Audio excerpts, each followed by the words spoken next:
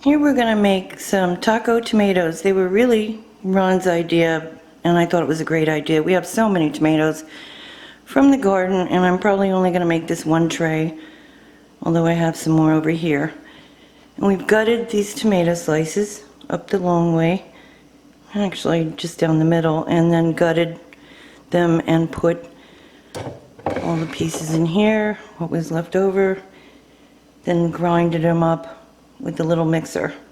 So now I'm just going to strain out the seeds, and in the meantime we have some ground up beef, really good stuff, and I want to grind that up too to make it softer, smoother. By really good ground beef I mean this is less fat, and they're very good on the grill, but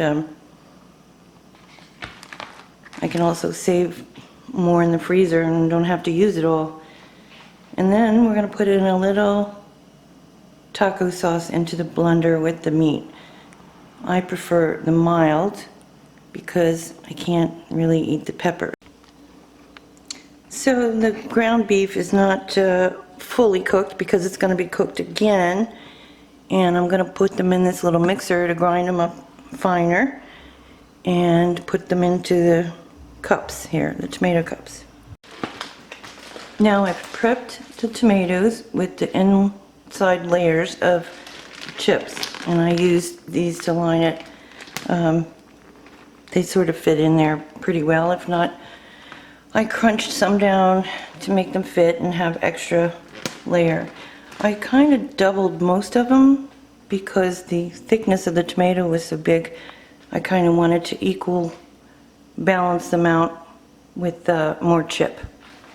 Now I'm ready to put in the ground up beef with the taco sauce in it.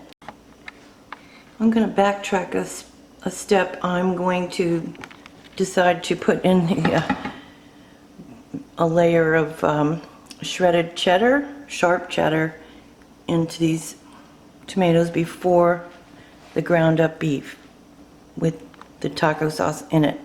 So that's a layer before the beef now.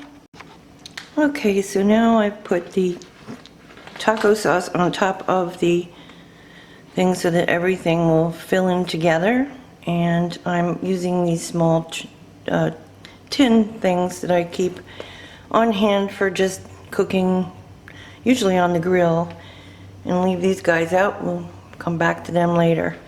We want to get everything into this little tinier oven instead of heating up the whole kitchen in the summer.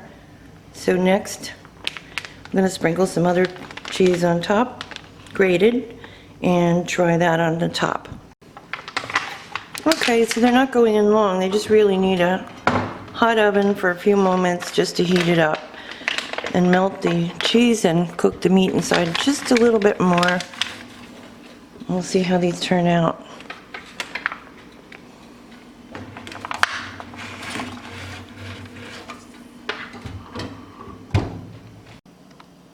And here they are, and they were yummy.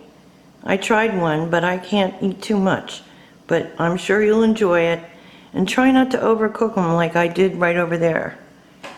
Some of them are overcooked, but there you go. Have fun.